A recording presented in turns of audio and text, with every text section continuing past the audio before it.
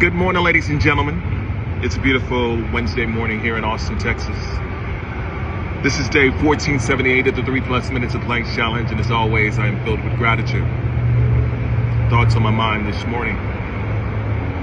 Yesterday, I went out on a 17-mile walk in Georgetown, Texas.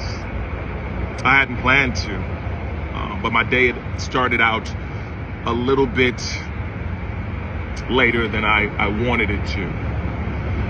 But I never use the excuse of why things aren't working out. I try to say, okay, there's a reason for this. Let's see what happens. Let's try to find something new. Let's fail forward. All these things. And it was a really, really, really good walk. I started reading the book Dopamine Nation. I can't remember the author, Anne Remke, I believe is the name. And it came up on my Libby app. I'd been waiting for it for a while.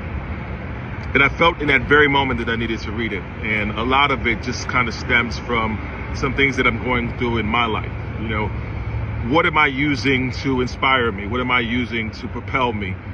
What am I using that may be failing me in the long term? And, you know, dopamine can come from so many forms, from alcohol, from sex, from narcotics and things of the sort. But it can also come from really great things like running and exercising, things of the sort. And so I really wanted to pay attention to that because I noticed certain things that were changing in my life, most specifically my disciplines.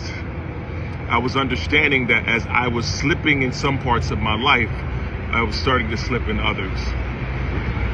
So I made a conscious choice to change these things. And they're not overnight things, but they're things that once I started implementing them little by little, I could start to see and feel that things in me were changing. Now it's a process. And I know more why people talk about being consistent and being disciplined and how those things lead you to the things that you want to do, because when you fall off of these things, I've been so disciplined over the last few years, but man, did I see things start to change.